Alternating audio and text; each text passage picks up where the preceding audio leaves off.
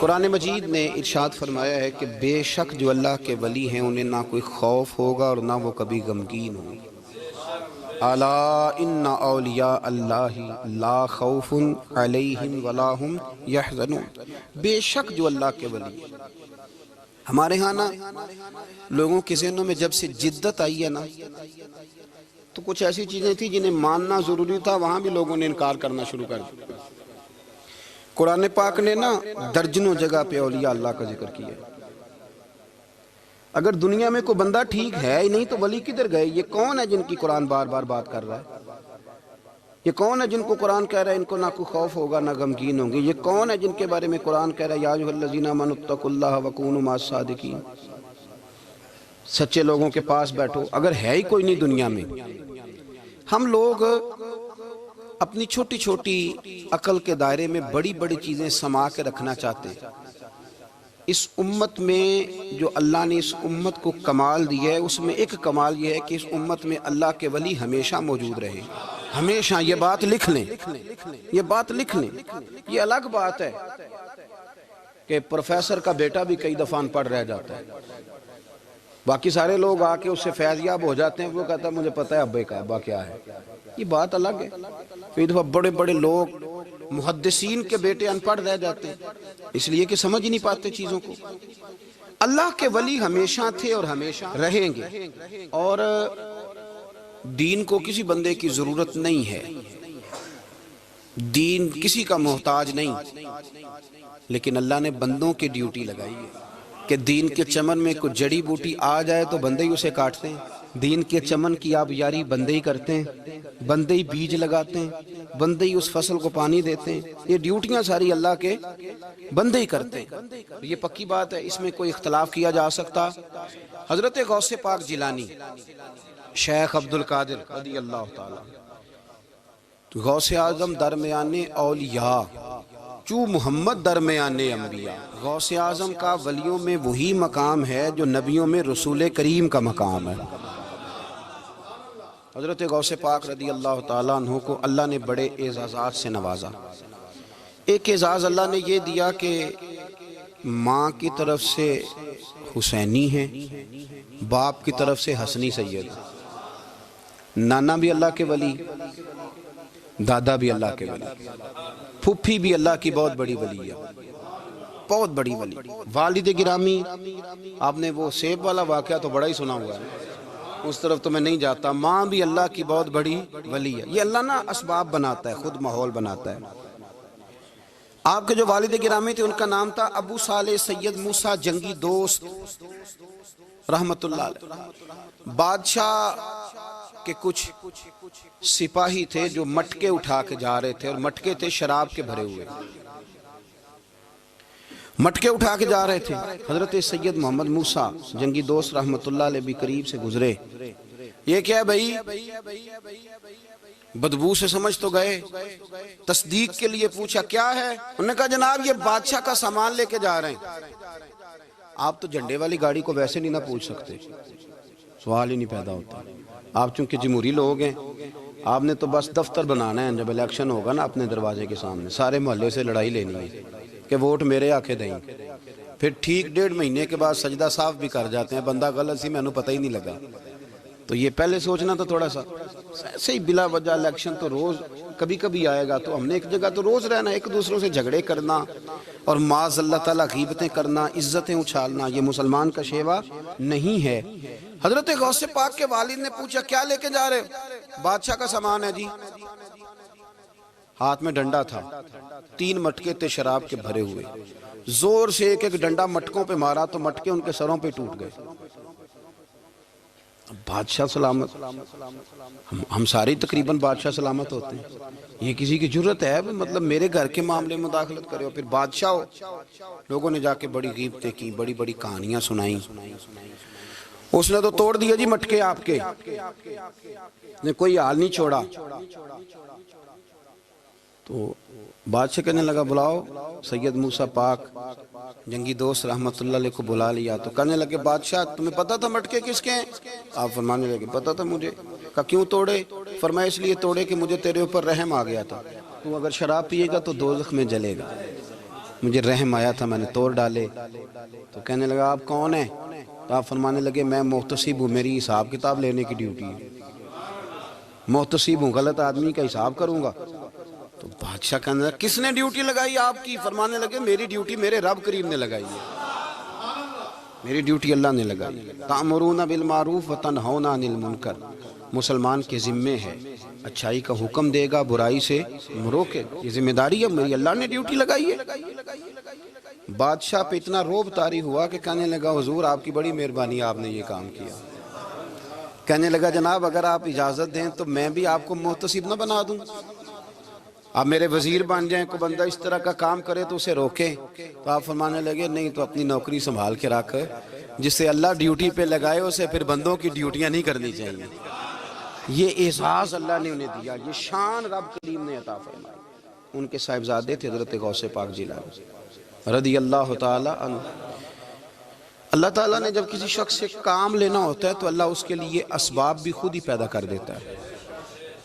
علامہ اقبال اپنے استاد کی بڑی قدر کرتے تھے، شمس العلماء کی۔ تو ایک دن حضرت شمس العلماء سے کہنے لگے استاد جی آپ کی مہربانی سے پڑھ گیا ہوں۔ تو فرمانے لگے پتر تیری کلاس میں تو 250 لڑکا تھا، میری مہربانی تو سب پہ تھی، پر سارے تو اقبال نہیں نہ بنے۔ فرمانے لگے تیرے اندر بھی کوئی خوبی تھی، جس کی وجہ سے اللہ نے تجھے یہ اعزاز، کوئی چیز تیرے اندر بھی۔ اللہ تعالیٰ جب کسی بندے کو نوازتا ہے نا تو بندہ بھی محنت کرتا ہے، لیکن اس کی محنت سے زیادہ اللہ کے فضل کا دخل ہوتا ہے۔ تو بندے کئی دفعہ کہنے لگ جاتے ہیں بڑی مشقت کی، بڑی محنت کی، کچھ بھی نہیں ہوتا، زیادہ اللہ کے فضل کا انحصار ہوتا ہے۔ رب جیسے چاہتا ہے ویسے فیصلے دیتا ہے۔ آپ فرماتے ہیں کہ میں چھوٹا سا تھا، والد انتقال کر گئے، والدہ تھی میری اور ہم 2 بھائی تھے۔ فرماتے ہیں بچے کھیلنے کے لیے نکلے تو میں بھی ان کے پیچھے کھیلنے نکل گیا۔ ایک بیل بچوں کے قابو آ گیا، تو بچوں کے قابو کو چیز آ جائے تو پھر وہ اس کا جو حال ہوتا ہے وہ تو ہمیں پتہ ہی، ہم سارے بچے رہ چکے ہیں۔ تو کہتے ہیں وہ بیل قابو آ گیا، کوئی اس کے کان چھیڑتا، کوئی اس کی دم چھیڑتا، کوئی اس کے سینگ چھیڑتا، کوئی کسی جگہ سے اسے تنگ کرتا۔ مختلف بچے اس کو نا دم سے پکڑ کے ہلاتے، بیل بھاگتا۔ حضور غوث پاک فرماتے ہیں میں بھی آگے بڑھا، اور میں نے جب اس کی دم پکڑ کے ہلائی تو بیل نے میری طرف منہ کیا اور کہنے لگا عبد القادر تو نہ ایسے کر، بول کے کہنے لگا تو نہ ایسے کر، تجھے رب نے ان کاموں کے لیے پیدا نہیں فرمایا۔ آپ فرماتے ہیں مجھے اتنا خوف طاری ہوا، بیل کو بولتے دیکھا تھا پہلی دفعہ، بیل کو۔ اب میرے سنی کو بھی دلیلوں کی ضرورت ہوتی ہے، دلیل نہ دیں، کسی بزرگ کی بات سنائیں تو سنی بھی تھوڑا تھوڑا دائیں بائیں دیکھتا ہے۔ یہ شور ایسا ہوا ہے نا، پراپوگنڈا ایسا ہے۔ میں حدیث پاک سنا دیتا ہوں۔ رسول کریم صلی اللہ تعالیٰ علیہ وآلہ وسلم فرماتے ہیں ایک شخص نے بیل پہ سواری کر لی تھی۔ بیل سواری کے لیے نہیں پیدا کیا گیا، سواری کے لیے اونٹ ہیں، خچر ہیں، گھوڑے ہیں، گدھے ہیں، بیل کھیتی باڑی کے لیے۔ اس شخص نے جب بیل پہ سواری کی تو بیل پیچھے مڑ کے دیکھنے لگا اور کہنے لگا یار تو بڑا بیوقوف ہے، بول کے کہنے لگا مجھے اللہ نے سواری کے لیے نہیں پیدا کیا، میرے سے وہ کام لے جس لیے میں پیدا کیا گیا ہوں۔ تو بندہ ڈر گیا، کہنے لگا بڑی حیرانگی والی بات نہیں کہ بیل بولتا ہے، تو بیل پھر بول پڑا۔ کہنے لگا اس سے بھی زیادہ حیرانگی والی بات ہے۔ اس نے کہا وہ کیا؟ کہنے لگے مدینے میں نبی پاک آ گئے ہیں اور تو نے ابھی تک کلمہ ہی نہیں پڑھا، یہ اس سے بھی زیادہ حیرانگی والی بات ہے۔ جامع المعجزات میں حدیث موجود ہے، حضور آ گئے اور تو نے کلمہ ہی نہیں پڑھا۔ وہ شخص کہتا ہے میں سر پٹ دورا، جب آ کے سامنے کھڑا ہوا تو حضور مسکرائے، فرمایا آجا پڑھ لے کلمہ، مجھے پتا ہے تجھے کس نے بھیجا ہے۔ اللہ والوں کی باتیں مان لیا کریں، میں بڑی ذمہ داری سے کہتا ہوں رب کریم کے کوئی بندوں کی بات کتاب و سنت کے خلاف نہیں ہوتی، وہی تو کتاب و سنت آگے پہنچانے والے ہوتے۔ تو حضور غوث پاک فرماتے ہیں میں وہ ڈر کے گھر آیا، جب گھر پہنچا تو میرے کانوں میں آواز آ رہی تھی لبیک اللہم لبیک لبیک لا شریک لک لبیک۔ فرماتے میں چھت پہ چڑھا اور میں نے جیلان میں اپنی چھت پہ کھڑے ہو کے دیکھا، تم حج کے دن تھے، میری سیدھی نظر میدان عرفات پہ گئی، لوگ میدان عرفات میں بیٹھ کے لبیک لبیک پڑھ رہے تھے۔ پہلے میں وہاں سے ڈر کے آیا، پھر چھت سے ڈر کے نیچے اترا، ماں کو ساری بات بتائی تو کہتی میری ماں کہنے لگی بیٹے جب تو پیدا ہونے والا تھا تو مجھے بڑی بشارتیں ملتی۔ فرماتے ہیں ماں نے نا کھولا بکسا صندوق تو 80 دینار نکالے، فرمایا پتر تم 2 بھائی ہو اور تمہارا باپ کل جاگیر 80 دینار چھوڑ گیا، 80 40 تمہارے 40 تمہارے بھائی کے۔ فرمایا بیٹا ایک بات کا خیال رکھنا، میں عورت ہوں، تمہارا باپ کوئی نہیں، بھائی چھوٹا ہے، میں پیچھے نہیں آ سکتا، کہ 40 دینار لے جا اور جا بغداد چلا جا کے تعلیم حاصل کر. بیٹے میں پہنچ نہیں سکتی، خیال رکھنا. غوث پاک فرماتے ہیں 12 سال میں نے تعلیم حاصل کی یارو، میں نے پتے بھی کھائے، اور خود آپ کا فرمان موجود ہے. فرماتے ہیں ایسی سختیاں بھی دیکھیں، ایسی سختیاں بھی دیکھیں کہ پتھروں اور پہاڑوں پہ گزرتی تو شاید پگھل جاتے، لیکن میں نے اپنے نبی کا دین پڑھا. اب تو پیر کے گھر میں جو پیدا ہوتا ہے وہ علم لدنی والا ہوتا ہے. میں تو صاحب دا پتر ہے، او خدا کے بندے صبر کر. اگر غوث پاک حسنی حسینی سید ہو کے باقاعدہ پھٹی پہ بیٹھ کے پڑھتے ہیں، تو کس پیر کا مرید ہو گیا جسے علم ہی کوئی نہیں، جو جاہل آدمی ہے؟ یہ ضروری ہے، علوم دینیاں ضروری ہیں، اس کے بغیر کام نہیں چلتا. اور غوث پاک رضی اللہ تعالیٰ عنہ کی آپ پوری زندگی پڑھ کے دیکھ لیں. غوث پاک تمام اولیاء کے امام ہیں ساری زندگی. غوث اعظم سے کسی نے پوچھا آپ نے سب سے زیادہ دین کا کام کس طرح کیا، تو فرماتے ہیں تقریر کے ذریعے. اب تقریر کرنے والا مولوی ہوتا ہے اور تویز دینے والا، سبحان اللہ. غوث پاک رضی اللہ تعالیٰ عنہ فرماتے ہیں میں نے دین کا سارا کام کس ذریعے سے کیا ہے. ہفتے میں 3 جلسے کرتے تھے اور 70 ہزار کا مجمع ہوتا تھا، اور بغیر لاؤڈ سپیکر کے تقریریں ہوتی تھی. اور فرماتے ہیں جیسی سمجھ پہلے بندے کو آتی تھی ویسی آخری والے کو آتی تھی. لوگوں نے کہا حضور یہ کرم کیسے ہوا؟ فرمانے لگے میں نے جب تعلیم حاصل کر لی تو بولنا آتا ہی نہیں تھا، تو میں بڑا پریشان ایک دن سو گیا تو خواب میں رسول کریم کا دیدار نصیب ہوا. فرمایا تیری تو واز کیا کر، تیرے واز سے لوگوں کو فائدہ ہوگا. یا رسول اللہ میں اجمی بندہ ہوں، لوگوں کے سامنے کیسے بات کروں گا؟ تو حضور نے فرمایا منہ کھولنا ذرا. کہتے میں نے منہ کھولا تو محبوب نے 7 دفعہ لعاب دہن ڈالا میرے منہ میں. آپ فرماتے ہیں پھر بولتا میں تھا، اثر کوئی اور پیدا کر دیتا. حضور غوث پاک رضی اللہ تعالیٰ عنہ نے 40 سال دین کا کام کیا. صبح کے وقت فقہ کا درس دیتے تھے، فجر کے بعد کچھ دیر کر ناشتہ کرتے سو جاتے، پھر آ کے مدرسے میں پڑھاتے باقاعدہ بچوں کو. غوث پاک رضی اللہ تعالیٰ عنہ کی سیرت پر آپ ساری کتابیں پڑھ لیں، ساری کتابیں لو. میں نے بھی بڑا ہی دعویٰ کر دیا، یعنی ساری کتابیں جتنی اب تک چھپی ہوئی ساری پڑھ لو، کہیں نہیں ملے گا کہ ہم غوث پاک کے آستانے پہ گئے. غوث پاک کسی بندے نے یہ نہیں کہا ہم غوث پاک کے آستانے پہ گئے، غوث پاک کے دربار پہ گئے. سب نے یہی لکھا ہے کہ ہم حضور غوث پاک کے مدرسے میں گئے. ہمارے نا مدرسوں میں سبق تقسیم ہوتے ہیں، سال جب شروع ہوتا ہے نا تو سبق تقسیم ہوتے ہیں. ہمارے مدرسے میں بھی تقسیم کرتے ہیں ہمارے مولانا. آپ حدیث پاک پڑھائیں گے، فلانا استاد منطق پڑھائے گا، فلانا فلسفہ پڑھائے گا، فلانا یہ سبق تقسیم ہوتا ہے، فلانا قرآن، فلانا حدیث، فلانا فقہ. تو غوث اعظم کے مدرسے کے جو ناظم تعلیمات تھے وہ کہنے لگے حضور سبق بانٹنے ہیں تو آپ کو کون کون سے سبق دے دیں، کون کون سا پیریڈ پڑھائیں گے؟ تو آپ فرمانے لگے نہیں پیریڈ رہنے دو. حضور پھر فرمایا اس طرح کرو لائق بچے تم رکھ لو اور نلائق سارے مجھے دے دو، میں جانوں اور نلائق جانے، نلائق سارے میرے. غوث پاک رضی اللہ تعالیٰ نلائق سارے رکھ لیے، کند ذہن. اور حضور غوث پاک ان کو اسباق پڑھایا کرتے، ان پر محنت کرتے. فجر کے بعد فقہ کا درس، 10 بجے مدرسے کی کلاس، زور کے بعد حدیث پاک کا درس، مغرب کے بعد تفسیر بیان کرتے. بانج علموں جو کرے فقیری وہ کافر مرے دیوانہ. اور عشاء کی نماز کے بعد ہفتے میں 3 جلسوں سے خطاب. اور یہ سارے کام کر کے نا تو پھر بھی غوث اعظم جب دنیا چلی جاتی تو وضو کر کے مصلی پہ بیٹھ جاتے. اور 40 سال بیت گئے، ساری رات اللہ کی بارگاہ میں عبادت کرتے. 40 سال حضور غوث پاک کو اللہ نے بڑا اعزاز دیا، کتابیں لکھی، ڈیوٹی کی، محنت کی، کوشش کی پوری دنیا میں. میں پہلے بھی بتا چکا ہوں پھر بتاتا ہوں،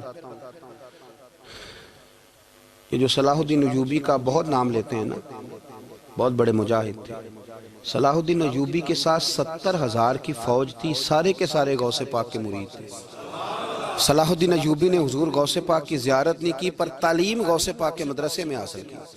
اس کو بڑا شوق ہو نا کتابیں دیکھنے کا، وہ میرے پاس آئے، میں دکھاؤں گا انشاءاللہ. صلاح الدین ایوبی حضور غوث پاک کے مدرسے کا طالب علم ہے. یہ آپ کے ملک میں 2-3 دن سے رٹا چل رہا ہے، وکیلوں کا، ڈاکٹروں کا، کل سے یونیورسٹی کا بھی چل گیا ہے. یہ لڑائی کسی مولوی 2 گروپوں میں ہوئی ہوتی نا، چلو نام بولو، میں نے پتہ ہے اگلی گل دا بھی، کسی مولویوں کے 2 مدرسوں میں ہوتی نا تو جو طوفان اٹھنا تھا نا ہر چوک میں، مولوی لڑاندے بڑا نہیں. یہ بڑی میں نے دعوت دی تھی پرسوں، میں نے کہا جب وکیل مکمل تعلیم کر لینا اسے 2 سال مدرسے میں لاؤ. ہم اسے سکھائیں گے اٹھنا کیسے ہے بیٹھنا کیسے ہے. ان کو لاؤ، اس لیے کہ ہم اپنی بات نہیں بتائیں گے، ہم بتائیں گے محمد عربی کی باتیں صلی اللہ علیہ. مہربانی کرو، مجھے کوئی شکوہ نہیں ان سے، کوئی کسی قسم کا نہیں، اس لیے کہ ہمارے ملک میں نا احتجاج کا کلچر پرموٹ کیا گیا ہے. ہم نے یہ ماحول بنا کے دیا ہے سڑک بلاک کرنے کا. یہ ہمارے قریب ایک گاؤں ہے تو روز ڈکیتیاں ہوتی تھی، بچہ بھی قتل، پولیس والے سنتے ہی نہیں تھے.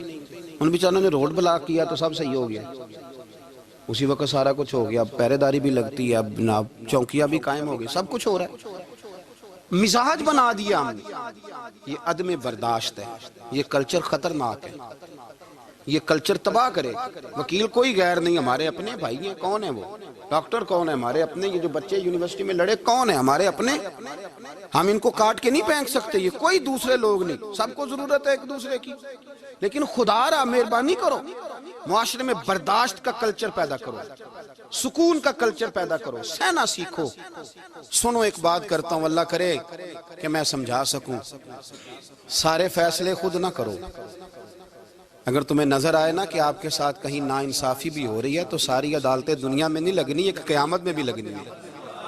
ہاں امام حسن کو زہر دے دیا گیا تو امام حسین کہنے لگے بھائی بتاؤ کس نے دیا ہے؟ فرمایا حسین اگر وہ نہیں جس پر مجھے شک ہے تو میں کسی آدمی کا بلا وجہ تمہیں نام کیوں بتا دوں؟ کہا پھر بھائی آپ اشارہ تو نہیں بتا دے. تو فرمایا حسین اگر وہی ہے نا جس پر مجھے شک ہے تو پھر بھی میں نے فیصلہ اپنے رب پہ چھوڑ دیا. فرمایا میرے رب سے زیادہ بہتر فیصلے کرنے والا کوئی موجود. کچھ فیصلے اللہ پہ چھوڑ دو. آپ یقین کریں آپ کو بڑا ہی مزہ آئے گا، آپ کو سکون آئے گا زندگی میں. کچھ فیصلے اللہ پہ چھوڑو، برداشت کا کلچر پرموٹ کریں اس وطن کے اندر. یہ بڑا پیارا ملک ہے، اس میں برداشت کا کلچر پیدا کریں. وکیل کو ہر وقت ڈاکٹر کی ضرورت ہے، ڈاکٹر کو ہر وقت وکیل کی ضرورت ہے. ہم ایک دوسرے کے بغیر دیکھیں نا، میں نے آئین بھی رکھا ہوا ہے پاکستان کا، لیکن اس کے باوجود کوئی مسئلہ بن جائے تو میں کسی وکیل صاحب کو فون کرتا ہوں. میرے دوست ہے، میں پوچھتا ہوں کہ یار یہ مسئلہ ہے، اس کا کیا حل ہے؟ ہم مل کے رہتے ہیں معاشرے میں. برداشت کے کلچر کو پرموٹ کریں، پیار کریں، محبت بانٹیں. یہ وطن ہے، اس کو مل کے سنواریں گے تو انشاءاللہ تعالی یہ رسول اللہ کے دین کا قلعہ بنے گا بڑا مضبوط.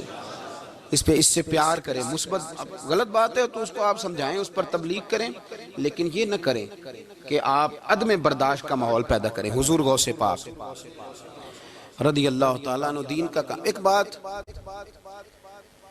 اللہ والوں کے پاس لوگ دعاؤں کے لیے جاتے ہیں. کیوں جاتے ہیں؟ سنو، میرے ساتھ ایک شخص رہتا ہے، صبح سے شام تک میری ڈیوٹی کرتا ہے، نوکری کرتا ہے، خدمت کرتا ہے، گاڑی چلاتا ہے، یہ کرتا ہے وہ کرتا ہے. ایک صاحب ہیں جو 3 سال کے بعد ملتے ہیں. پھر وہ جو 3 سال کے بعد ملتے ہیں وہ شکوہ کرتے ہیں کہ پیر صاحب اس کی بات زیادہ مانتے ہیں. تو پیر صاحب اب کدھر جائیں؟ یہ سارا دن پیر صاحب کی مانتا ہے. نہیں سمجھ آ رہی ہے آپ کو بات؟ یہ مزاج ہے نا جی. ایک بندہ سارا دن دنیا داری کرے، مال کمائے، پتہ نہیں جھوٹ بولے، بڑا کچھ کرے، اور ایک اللہ کا ولی جو اپنا بنائے کچھ نہ، سارا دن رسول اللہ کی باتیں کرے، سارا دن اللہ کے دین کی خدمت کرے. اور بھائی وہ جب ہاتھ اٹھاتا ہے نا تو پھر اللہ اس کی بات کو قبول کرتا ہے. کچھ میرے خاص ہیں، کچھ تیرے خاص ہیں، تو کچھ رب کے بھی خاص ہیں. اور اس پر بھی میں پہلے آیت پڑھ لوں گا تاکہ دلیل مضبوط ہو جائے. اللہ فرماتے ہیں واللہ یختص برحمتہ من یشاء. فرمایا میں نے کچھ بندوں کو اپنی رحمت سے اپنا خاص بنا لیا. کچھ بندے اللہ کے بس اللہ کی بارگاہ میں وہ دعائیں کرتے ہیں تو اللہ قبول فرما لیتا ہے. پتر اللہ ہی دیتا ہے، لیکن اللہ کا ولی دعا تو کر سکتا ہے نا. اللہ کا ولی، میری بات کی سمجھ آ رہی ہے؟ بیٹا کون دیتا ہے؟ اللہ. حضرت محدث اعظم رحمۃ اللہ علیہ کے پاس ایک شخص نے آ کے کہا جی ولی اللہ بیٹا دے سکتا ہے؟ آپ فرمانے لگے ولی اللہ اللہ سے ملا سکتا ہے؟ جی وہ تو ہے ہی ولی اللہ، تو اس نے ملا دینا ہے. تو فرمایا جو اللہ سے ملا دے بیٹا تو چھوٹی سی بات ہے. تو دیکھ نہ کہ جو اللہ تک تجھے لے گیا تو پھر پتر پیچھے رہ گیا. لیکن بیٹا دیتا کون ہے؟ بول کے بتائیں. بول کے اللہ دیتا ہے. دعا کون کرتا ہے؟ اللہ کا ولی دعا کر دیتا ہے. بی بی آ گئی روتی ہوئی غوث پاک کے پاس، کہنے لگی 6 بیٹیاں ہیں. خامد اور سسر کہتے ہیں کہ 7ویں بھی بیٹی ہوئی تو طلاق دے دیں گے. تھوڑا سا اگر بندہ مالدار بھی ہو تو پھر وہ ہمارا دماغ جہاں مرضی چلتا ہے نا. یہ جہالت آج بھی بہت ساری جگہوں پہ پائی جاتی ہے. تہذیب سکھاتی ہے جینے کا سلیقہ، تعلیم سے جاہل کی جہالت نہیں جاتی۔ تو رو پڑی۔ حضور غوث پاک رضی اللہ تعالیٰ عنہ نے بلایا اس کے شوہر کو بھی اور سسر کو بھی، فرمایا یہ دیکھ یہ تو اللہ کے کام ہے، جس کو چاہے بیٹیاں دے، جس کو چاہے بیٹے دے۔ تو جو نہیں مانتے پھر غوث پاک کی بھی نہیں مانتے، انہوں نے کہا جی نہیں دی، میں تو نکاح کروں گا۔ چلے گئے تو غوث پاک کی بارگاہ میں وہ بیٹی اور اس کا باپ اور اس کی ماں پھر آئے، کہنے لگے حضور مہربانی فرمائیں۔ پھر اللہ کے ولیوں کے پاس ایک قوت ہوتی ہے جس کا نام مصلی ہے۔ مصلی بہت بڑی طاقت، بہت بڑی۔ حضور نے فرمایا دعا صلاح المومن، فرمایا دعا مومن کا ہتھیار ہے۔ یہ مومن جب ہاتھ اٹھاتا ہے تو پھر عرش کا مالک دروازے کھول دیتا ہے کرم کے۔ حضور غوث پاک نے مصلی بچھا لیا اور رو پڑے، کہنے لگے مالک کریم، اس بی بی کے دل میں کس نے بات ڈالی تھی کہ عبدالقادر کے دروازے پہ جا؟ دیکھیں منانے کا انداز، منانا آتا ہے نا۔ اللہ کس نے اس کے دل میں بات ڈالی کہ عبدالقادر کے دروازے جا؟ کس نے ڈالی؟ اور مالک اگر تو نہیں ڈالی تھی تو کیا تو اب اپنے عبدالقادر کو رسوا کرے گا؟ اگر تو نہیں بھیجا ہے کہ ادھر جا تو اب تو رسوا کرے گا؟ حضور غوث پاک رضی اللہ تعالیٰ نے دعا مانگ کے چہرے پہ ہاتھ پھیرے، بچی کے سر پہ ہاتھ رکھا، فرمانے لگے پتر جا، مجھے امید ہے اللہ نے 6 بیٹیاں دی ہیں تو 7 بیٹے بھی عطا فرمائے گا۔ تو بی بی کہتی ہے پھر رب نے فضل فرمایا اور 7 ہی بیٹے عطا فرمائے، پھر 7 ہی بیٹے رب کریم نے دیے۔ تو جو اللہ کی مان تھا پھر اللہ بھی اس کی، تو اس میں اختلاف کی کیا بات ہے؟